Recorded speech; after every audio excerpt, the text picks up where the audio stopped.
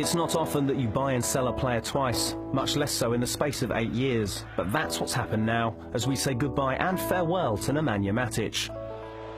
The boy, who left first time around in 2011 as part of the David Luiz deal, returned a man just 2.5 years later, but not before facing Chelsea in the 2013 Europa League final. He arrived back at the Bridge mid-season in January of 2014, having been voted as Portugal's Player of the Year following a fine campaign with Benfica.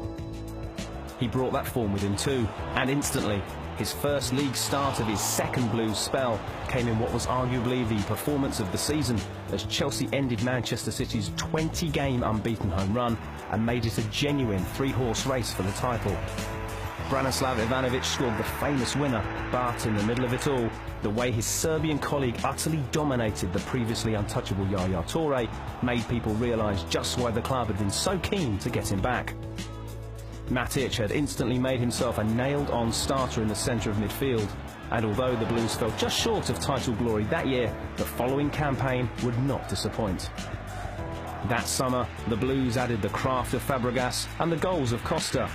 Terry remained imperious and Hazard magical, but despite all those stars shining brightly, during the nitty-gritty of the autumn and winter of 2014, Nemanja Matic was the glue that held everything together, as Chelsea went unbeaten until Newcastle, and guess who missed his first game of the season through suspension that day?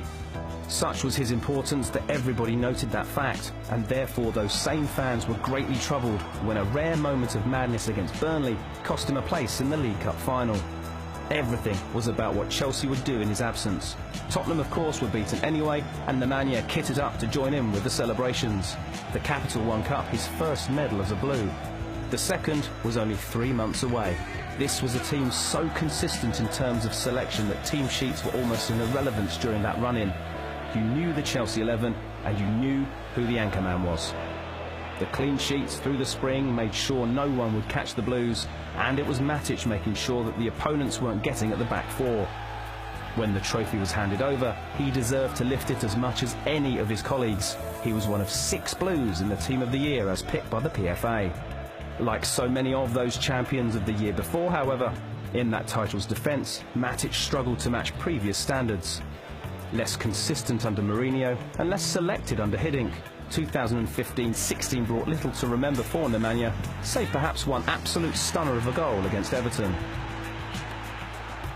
Last season saw a return to form under new boss Antonio Conte, sharing midfield duties with Cesc Fabregas alongside the newly acquired N'Golo Kante. Matic would play a key role in the title-winning season once again, making 40 appearances, starting 30. Goals were a rarity, but when they went in, they were a bit special. Just ask Tottenham. One of 7 he would score in 154 Chelsea appearances. We wish him well.